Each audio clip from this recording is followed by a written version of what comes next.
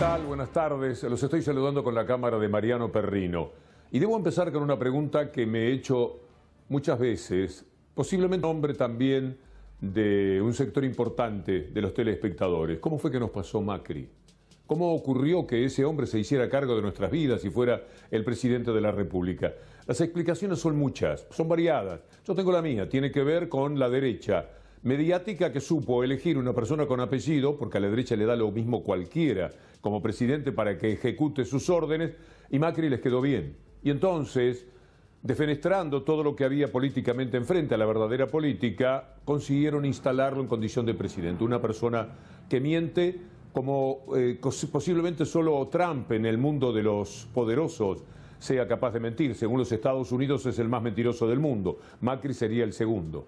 ¿Por qué estamos diciendo todo esto? Porque comenzamos nuestra columna con este tuit de Ariel Sack, nuestro estimado colega, el joven colega de C5N, que cuenta cómo Mauricio Macri, Aguad y Ezurrur, responsables de todo lo que sucedió en los tiempos de Lara San Juan, tendrán que rendir cuentas ante la justicia. Ordenan investigar a Macri, Aguad y Ezurrur por el hundimiento de Lara San Juan. Los dispuso esto la Cámara Federal de Comodoro Rivadavia. Lo reclamaron los familiares, representados por la abogada Valeria Carrera, y los acompañó el fiscal de Cámara. Quiere decir que todo cierra como para que el pedido de indagatoria sea muy firme. Es que no se le puede mentir a los familiares desesperados, destrozados, que tuvieron encadenados que estar ahí en la Plaza de Mayo para que los atendieran. Ni eso hacían. Y la vez que fue, la primera vez, fue vestido de deportista porque estaba haciendo deporte y le quedaba de paso ir a ver a esa gente que estaba tremendamente dolorida por lo que era la desaparición de Lara y no saber nada de sus familiares. Pero a los 20 días ellos supieron de qué se trataba y Mauricio Macri mantuvo la mentira, igual que Aguad, durante un año. Es tan inadmisible. En cualquier país donde esto estuviera ocurriendo, en estos momentos no podría haber otra noticia ni otro análisis en materia periodística, de los diarios, de los canales de televisión, de lo que fuere. Por lo menos van a indagatoria y allí tendrán que amacarse ante las explicaciones que seguramente les van a pedir. Vamos a empezar ya lo que es directamente nuestra columna, porque dimos comienzo a la misma porque nos pareció una noticia muy importante, lo referido a Lara San Juan, con Alberto Fernández hablando con otro joven colega, que es Juan Amorín, sobre la vacuna y lo que va a suceder en enero y febrero con millones de argentinos. Nace la esperanza. Uno podría decir, buscando una especie de poesía, enero, te llamás esperanza. La idea que yo tengo es que Pfizer y Rusia rápidamente me den las vacunas y empezar a vacunar en enero y febrero. La Argentina tiene una capacidad de vacunación, porque este es otro tema, de aproximadamente 5 millones de personas por mes. Con lo cual podríamos vacunar 10 millones de personas entre enero y febrero. Y ahí tendríamos que darle prioridad a ¿quiénes? Al personal de la salud, al personal de seguridad y a todos los adultos mayores que tienen enfermedades prevalentes, a los que están más en riesgo. Estaríamos vacunando algo así como el 23% de la población. Jamás se vio una inversión tan importante del Estado en los últimos años como esta de las vacunas. Las que sean, son todas buenas al parecer. Están pasando los exámenes y el gobierno va a invertir seguramente muchísimo dinero para recaudar mucho más, porque un país recuperado y en actividad dará inmensas satisfacciones. Mire usted lo que le costó la pandemia a Donald Trump en los Estados Unidos, más de 250.000 muertos. Con todo lo que ese hombre hizo y desatendió el problema que representaba el COVID-19, terminó pagándolo en las urnas por millones y millones de votos, perdió por decenas de electores, lo que en algún momento se pensó que iba a ser mucho más apretado. Hay una explicación que Barack Obama le da al diario El País de España sobre lo que pasó y lo que ha significado Trump, pero presta atención, no solo para los Estados Unidos, sino para el mundo entero. A pandemic is a big, difficult problem. But I think we could have been doing much better than we've been doing. And I'm confident that starting next year, starting on January 20th, we'll have a government that leads effectively on this issue. I think what we saw in this election is that America is deeply divided. And you know, some of those divisions preceded Donald Trump. Some of them will still be here after Donald Trump. But what is certainly the case is he accelerated those divisions. He fanned the flames of division. There is no doubt that some significant damage has been done, both here in the United States and around the world. You know, if you ignore science, if you ignore facts, then a pandemic's going to be worse.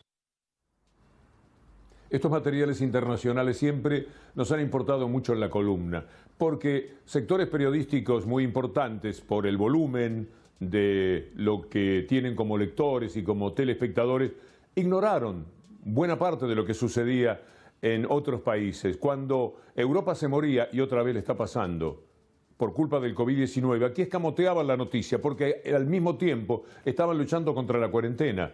En consecuencia no podían decir la gravedad de la situación. También los medios de comunicación podrían ir al banquillo de los acusados por la enorme responsabilidad que tienen en cuanto nos ha sucedido. Es cierto que en todos lados hay personajes increíbles que han estado contra la cuarentena. Mire esto de Alemania. Acompáñeme con estas imágenes de gente de la derecha, de la muy derecha, como ocurre en la Argentina, llevada por líderes de la derecha que también tratan de socavar al gobierno de allá de una manera muy directa, mandando a la gente para que luche contra la cuarentena. Esto tuvieron que hacer, porque Alemania ha tomado medidas como el resto de Europa, porque sabe que si no se van a morir muchísimas personas más. Los anticuarentena en realidad ejecutan el horror que sienten por gobiernos que puedan llamarse democráticos. Ellos siempre están por el lado de la tiranía del poder real, desde ya a la que quieren representar. Esto pasa en Alemania, esto sucede en la lucha contra los anticuarentenas. Hablan de la libertad. Y muy bien, Íñigo Errejón, que frecuenta nuestra columna, les pregunta, ¿de qué libertad están hablando? Me veo obligado a hacer una precisión conceptual. Esta mañana gritando libertad, libertad. Y me veo obligado a hacer una precisión conceptual que tenemos que hacer muchas veces desde esta tribuna. Es una diferencia muy sencilla. Si para poder elegir depende del dinero que tienes, no es libertad, es privilegio. Donde hay privilegio no hay libertad. Hay libertad donde hay derechos para todos, tengan el dinero que tengan en el bolsillo.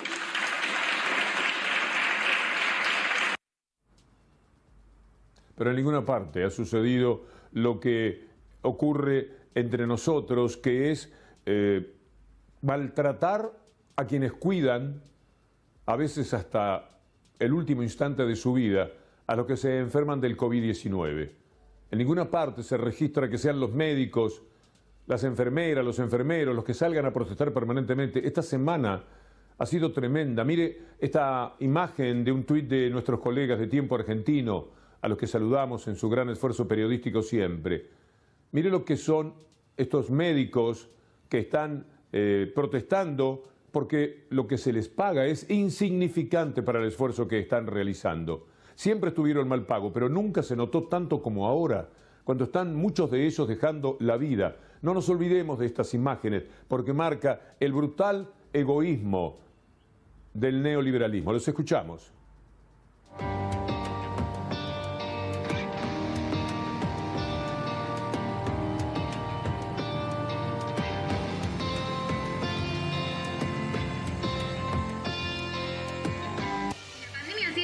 Que el gobierno de la ciudad, digamos, tome medidas en detrimento de eso, sigue existiendo, seguimos atendiendo gente en estas condiciones, entonces es fundamental sostener los cuidados. Me parece que lo que nos convoca hoy es eso, porque si no estamos nosotros haciendo escuchar nuestra voz, no tenemos la garantía de que realmente lleguemos a un salario digno y decente como nos merecemos.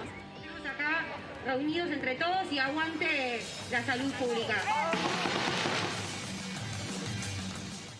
Entre otros, esta es una ciudad que ofende a los médicos, a los enfermeros y enfermeras que cuidan, han cuidado a nuestros amigos, a nuestros familiares.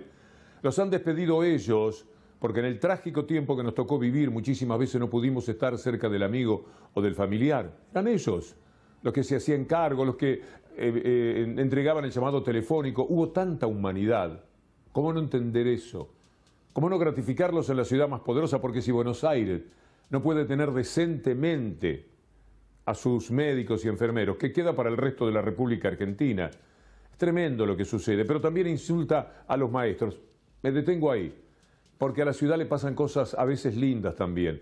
Hoy se trató la rezonificación que le va a permitir a San Lorenzo de Almagro volver al pago, volver a su barrio. Como decía Troilo, ¿quién dijo que me fui de mi barrio? Si siempre estoy volviendo. Bueno, San Lorenzo está volviendo y esa gente que vemos ahí en la legislatura estaba esperando la votación, una ahora y otra en febrero, que determinarán que San Lorenzo puede volver a donde estuvo siempre. Ahí están las voces de tribuna acompañando algo que tiene mucho que ver con la reorganización de un barrio que tendrá muchas cosas mejores a partir del momento en que se haga lo que será seguramente un muy moderno estadio. ¿Se acuerda cómo era el otro? Era romántico, era un estadio que se hacía muy querible en el corazón de los hinchas de San Lorenzo, pero no estaba dotado de esas cosas que hoy día vemos en los estadios del mundo. Pero mire qué lindo igual, esas tribunas siempre repletas por los hinchas de San Lorenzo de Almagro, donde asistieron a tantas hazañas. Muestro esta foto porque me parece que muchos hinchas jóvenes de San Lorenzo, también en la familia se las habrán mostrado, no conocen lo que era aquel estadio. Mire, muchacho, me tocó hacer vestuarios, nunca relaté en aquel escenario, pero sí hacía vestuarios en las transmisiones deportivas, en mis inicios allá por los 18 años. El estadio de San Lorenzo de Almagro que vuelve a ser una realidad. Hoy, Leandro Santoro tuvo la más linda de sus peleas. Mire que lucha este legislador, de los hombres que más dan la cara en la pelea, en la batalla cultural que hay que sostener con las fuerzas dominantes, con el poder real en la Argentina. Pero hoy fue a hablar así por su San Lorenzo de Almagro. Originado en un sueño que parecía imposible, que era lograr que en una ciudad, en un país y en un mundo que parecía ganado definitivamente por la lógica del mercado, cientos de miles de personas nos pusiéramos de acuerdo para hacer algo que no iba en el sentido de la codicia, que no iba en el sentido de la rentabilidad, que no iba en el sentido de la mercantilización. La demostración de que la rebeldía, la mística, la fuerza de las convicciones, la fuerza de la unidad, finalmente le gana el dinero. Y le voy a pedir que si no hay más oradores en esta lista, pasemos a votar el expediente. Muchas gracias. ¿Cuántas estafas? Hace poco vi una película de Alejandro Hartman, el director de la serie de los García Belsunce, que me emocionó mucho, pero también me indignó. Es una película que se llama AU3, la puede buscar en cine.ar. Y allí se cuenta aquello de lo que iba a ser una autopista. Le quitaron todo a todo el mundo, como estábamos hablando ahí de San Lorenzo de Almagro, y después los estafaron, nunca se hicieron esas autopistas, todo eso que se iba a llevar a cabo. Permítame terminar esto de San Lorenzo de Almagro, con un mimo, tantos amigos que uno tiene en esa institución, con una película de Sergio Criscolo, o Criscolo, no sé, dudo con la pronunciación en italiano o más local, que se llama Volver a Boedo. Permítame, aunque sea este minuto. Piero Emelco y la gran revista Mundo Deportivo en la cancha de San Lorenzo, donde los punteros del campeonato se enfrentan en un match de sensación. Algún día se irán por las calles del tiempo, dejando otra cosa vacío el lugar, maderas gastadas, amigas del viento, que ya Buenos Aires no quiere guardar. No quiero seguir porque me voy a emocionar demasiado. Estás trabajando sobre la vuelta a Boedo, pero esto, yo no me fui nunca de Boedo. Se cerró el gasómetro y uno quedó, no volvemos más.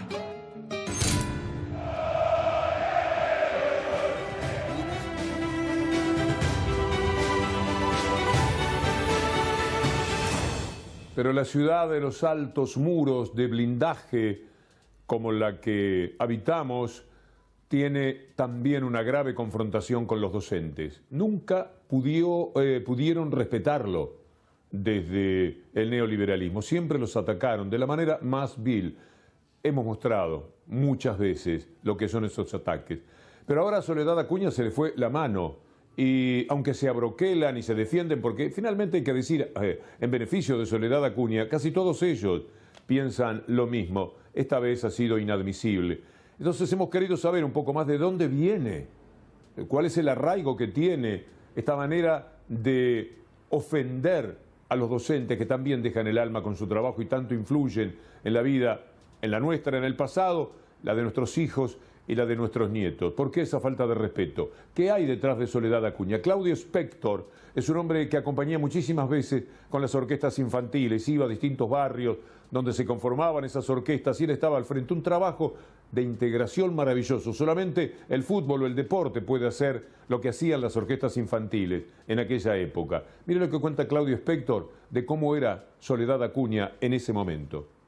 Habíamos tenido una invitación para que 10 chicos de las orquestas viajen a Berlín durante 15 días para poder intercambiar con sus pares clases, conciertos y demás. Fue muy evidente el no deseo que tenía que ver con que esos chicos no se merecían el viajar a Berlín. Hicimos toda una gran movida con las familias, con los compañeros docentes y demás. Pudimos conseguir los medios para el viaje. Lo más impactante fue que al regreso de los chicos, Soledad Acuña quiso hacer como una operación de prensa para ella ponerse los lauros que no se merecían porque nada habían hecho, sino todo lo contrario para que estos chicos puedan viajar. Bueno, algo ha ganado Soledad Acuña con esta movida tan impertinente, tan provocadora. Un poema. Se ganó esto que la actriz Mónica Cabrera representa muy bien. Soledad. Una doña ñoña en su nombre Acuña, eñe de carroña, cizaña y pezuña. Porteña de alcurnia, su genio y figura, añora las mañas de la dictadura. Señor y señora, tamaña intención empeña el mañana de la educación. A cerrar el puño y afilar la uña, que renuncia ahora Soledad Acuña. Alberto Kornblit, uno de los 2 o 3 hombres más importantes del país, de los más publicados en el mundo en materia científica, también vivió la indignación. A todos, la verdad que les abofeteó esta actitud de Soledad Acuña. Escribió una carta de la que nosotros tomamos el párrafo final de algo que él llama, que es una declaración de guerra, desde hace mucho tiempo, de guerra a los docentes. Dice, lea conmigo, la escuela que concibe, Soledad Acuña, también baja línea, pero ella no lo admite. Es la línea que necesita el poder económico para perpetuarse y perpetuar la injusticia. Ante esta declaración de guerra no podemos mirar mucho al costado. Debemos unirnos, padres, educadores y alumnos, para enfrentarla y lograr que finalmente se vaya. Quiero decirles que no vale la pena hacerse ilusiones, eso no va a suceder, porque sería una injusticia, porque ella representa claramente al gobierno. No puede Rodríguez Larreta, que piensa como ella, echarla por lo que dijo. Va a ser difícil, va a ser imposible, no va a salir, pero igual, de todas maneras, ha sido tocada por esto que ha sido tan infame, esta práctica tan dolorosa contra los docentes. Lo está pagando seguramente porque vean ustedes que, deseosa como es de lo mediático, eso que contaba Claudio Spector lo demuestra, no ha tenido fuerza para aparecer, no le da la cara, no por ahora al menos, y eso no es poca cosa. Quien la defiende, mire usted, mala suerte la de Soledad, quien dio la cara por ella es el más canalla de los hombres que anduvo por los medios de comunicación en los tiempos del gobierno neoliberal. Aparte te expones a que te hagan a Sole Acuña, le hacen una declaración que es opinable. Pero, pero le hacen bullying porque empuja la apertura de las aulas, es joda. Es joda. ¿Y por qué Larreta no la sale a bancar? No, yo creo que sí, pero Larreta piensa como ella. Yo creo que hay que bancar. Esa mina la dejaron sola. Me parece que hay. Yo creo que no la bancó nadie, Hernán, de verdad te lo digo, pero me puedo equivocar. Pues no, yo sí la sentí apoyada, me parece. Bueno, te voy a poner un ejemplo concreto. Yo estuve con Mauricio, me contó que habló por teléfono con ella. Pero Horacio también la banca, no, sí se la banca. Bueno, para terminar con la ciudad, quiero comunicarles que las ecobici gratis no van más.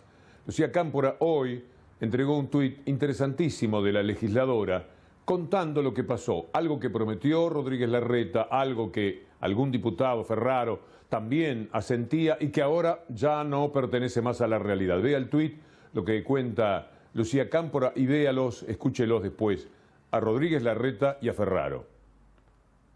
Esta es una ciudad totalmente plana, con lo cual es ideal para la bicicleta. Aclaramos, el sistema va a seguir siendo gratuito.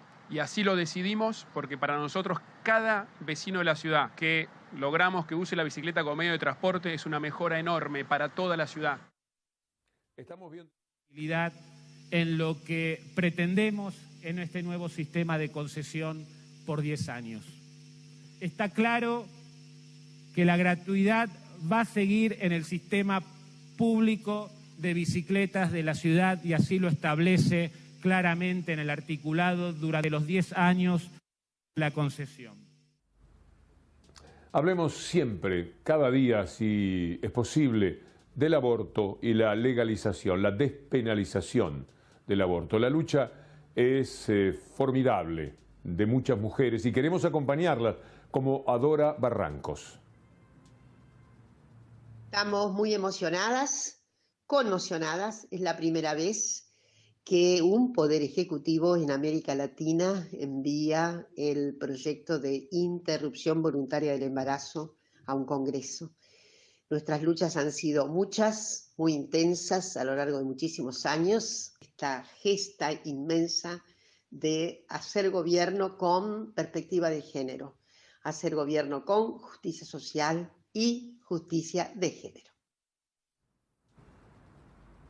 Además de la excelencia cinematográfica, la película de Juan Solanas tiene un título muy sencillo, muy impactante y muy necesario. Lo vamos a unir, este pequeño tramo que cada día le mostramos de la película, con lo que Alberto Fernández dijo hoy y que también es muy valioso. La película se llama Que sea ley y Alberto Fernández poco menos que dice será ley.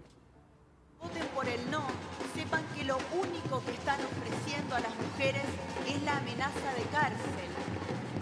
Diputados y diputadas, este es el siglo de los derechos de las mujeres. Más tarde o más temprano, las jóvenes que portan en sus mochilas los pañuelos verdes van a conquistar los derechos que reclaman. Que el aborto sea legal, seguro y gratuito. Que sea ley.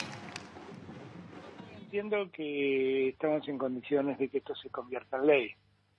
Y yo creo que la diferencia con otros tiempos es que, más allá de la enorme lucha del movimiento feminista, por eso, yo la verdad me siento el primer abanderado de este reclamo. Y que el presidente de la Nación mande un proyecto que reclame su tratamiento y aprobación, me parece que genera un escenario un poco distinto.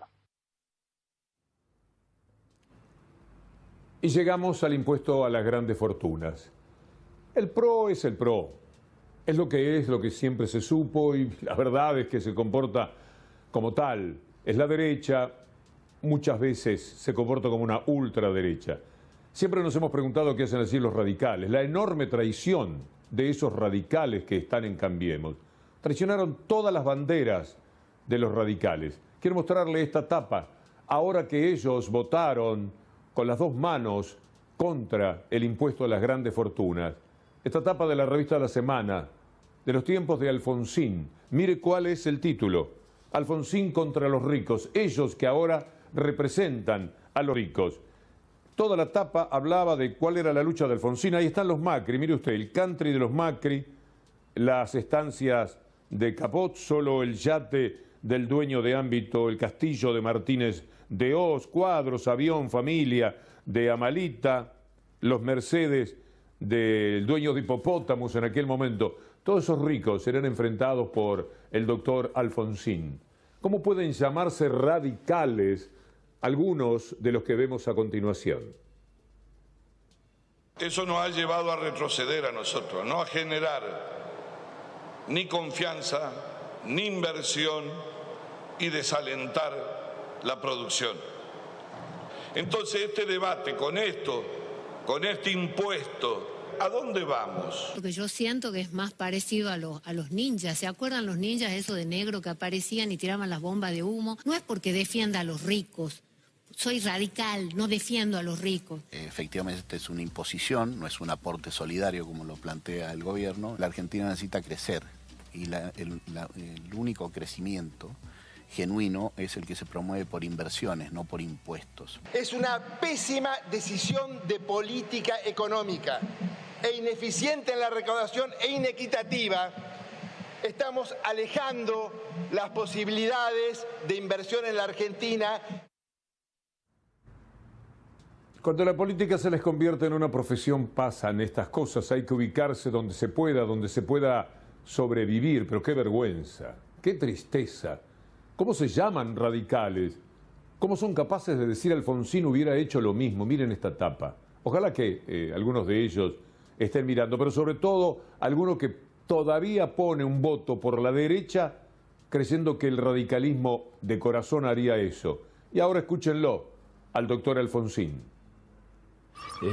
Nosotros creemos que la escuela de Chicago y que todo lo que se confunde con libertad individual, con libertad de empresa, no es lo mismo. Creemos que el mercado tiene que ser regulado por el Estado, creemos que hay una tarea del Estado, un papel del Estado en materia de distribución, porque el mercado no construye escuelas ni hospitales. Creemos que hay un rol del Estado en materia de crecimiento, en la asistencia social, en la justicia social.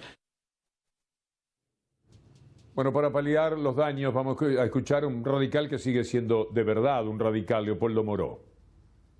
Alguien pasó por acá y dijo que esto era salvajismo tributario contra la producción. Salvajismo contra la producción, presidente, fue el tarifazo en dólares que llevaron adelante en la Argentina. Salvajismo contra la producción fue el endeudamiento más alto de la historia argentina de 100.000 millones de dólares. Salvajismo contra la producción fue desregular el mercado de capitales y permitir una bicicleta financiera que destruyó el aparato productivo de la nación. Nadie destruyó el aparato productivo en la Argentina como lo destruyeron ustedes durante el gobierno de Cambiemos. Son capaces de todo finalmente. Han defendido a Vicentín, han puesto la cara por Vicentín, por la estafa de Vicentín. Quiero invitarlo este sábado, 23:30 en C5N, y muchos canales del interior también, a la película sobre Vicentín, esa empresa que fue de gran empresa a gran estafa. Una película que dirige Joaquín Polo, que produjo Pepe Albistur y que es ejemplar. He tenido ya la suerte de verla y de hacer ese recorrido que termina siempre indignando. Y yo creo que está bien, hay que indignarse para que no nos destruyan. Saber exactamente qué es lo que han hecho y cómo sucede esto. Esta es una pequeña parte de la película. No puedo entender que haya ocurrido lo que ocurrió en la Argentina. Me refiero a lo siguiente, que se haya transformado a Vicentín en víctima. Es como si en el año 2001 los depositantes de sus ahorros en los bancos, que no los podían retirar, hubieran organizado banderazos o cacerolazos a favor de los bancos. Vicentín, de gran empresa a gran estafa. Permítanme terminar la columna con dos temas de la hora, del presente.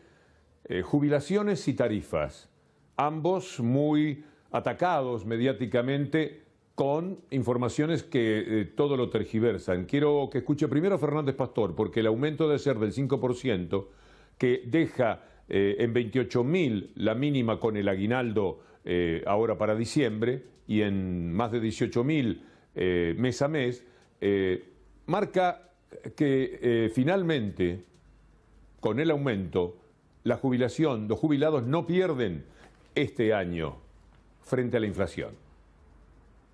Es una gran noticia en sí misma, que tengamos de nuevo una fórmula de estas características que funcionó tan bien entre 2009 y 2015, que generó un incremento de las jubilaciones en términos reales de casi 12%, contra la pérdida que significó el cambio de fórmula de la época de Macri, que representó casi una pérdida del 20%.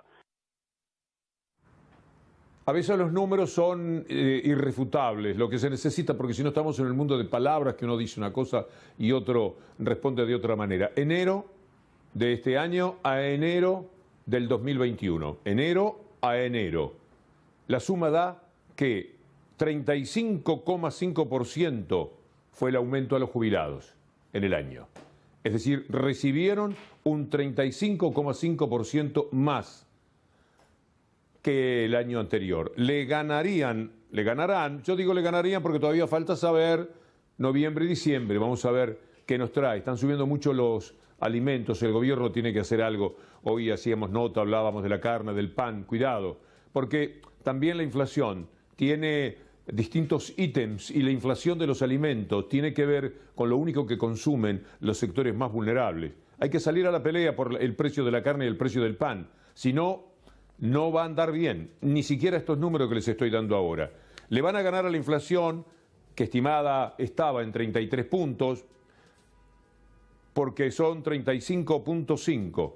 Recordemos que la inflación de Macri del año pasado había sido del 53,8% y habían perdido 20 puntos.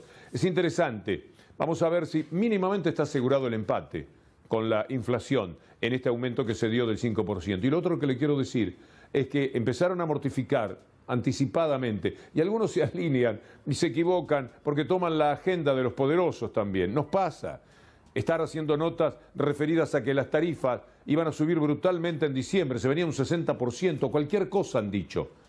Es decir, le tiran una angustia a futuro. Usted todavía no está pagando nueva, está recibiendo el beneficio de no tenerla. Pero empezaron a decir, mire que en diciembre esto cambia, 60%, cualquier cifra dieron. Por suerte, le salió al cruce la información del gobierno que Andrés Lerner hoy describía perfectamente para que usted sepa cuándo y a quiénes y de qué manera, el cómo tan importante, puede haber variantes en las tarifas. En marzo va a haber una actualización de las tarifas. Los aumentos que vaya a haber van a ser muy segmentados. Se va a aplicar un mayor subsidio a los sectores más necesitados y un menor subsidio a quienes más recursos tienen. 40% de la población que, como sabemos, está bajo la línea de la pobreza, ¿no? Lo que está diciendo la Secretaría de Energía es que para esas personas, para ese 40% más vulnerable del país, no va a aumentar nada las tarifas el año que viene. No va a haber aumento de luz ni de gas para ese 40% que está por debajo de la línea de la pobreza en la Argentina. Como siempre, bravo Julián Capazo, Anabela Sánchez, Leandro Gabriele. Los voy a dejar con Pablo Dugan, pero arranca con todo este último momento del diario, con esta información que presentamos así y con la que les estoy diciendo hasta mañana si Dios quiere.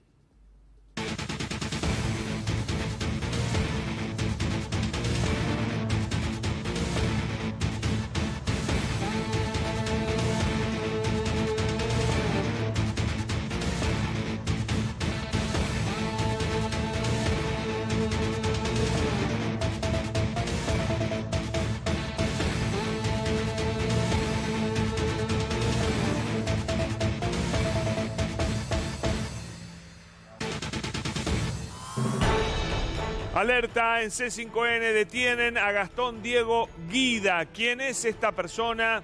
Es el autor de un doble homicidio. ¿Recuerdan cuando el 19 de octubre ocurrió un hecho trágico a bordo de una unidad de la línea 100? Dos delincuentes abordaron la unidad. Al ver a un policía, le disparan, matan a un oficial de policía y también matan a una persona que trabajaba como recolector de residuos. Eran el agente de la Policía Federal Esteban Nicolás Lagos y Roberto Juan Bonifacio, recolector de residuos. Dos víctimas de este individuo que finalmente fue detenido.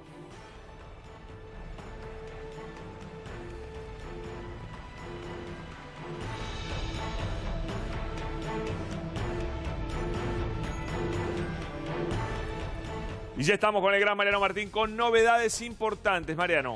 Sí, faltaba alguien que nos contara su queja por el impuesto a las grandes fortunas, el aporte extraordinario por única vez, y llegó. La Asociación Empresaria Argentina hizo lo que se esperaba de ella, que fue básicamente quejarse por este impuesto que está en pleno trámite y avance en el Congreso de la Nación, alegando que esta idea genera un desaliento en la comunidad empresarial profundo, toda vez que representa una medida que descapitaliza a las empresas y restringe fuertemente su capacidad para producir, invertir y sostener empleos formales. Agrega, además, que este proyecto afecta a la propiedad privada al determinar la superposición del nuevo gravamen sobre otros, tal como el caso de bienes personales. Varias consideraciones hace este comunicado de AEA. Vamos a recordar, Pablo, que se trata de una entidad que nuclea a los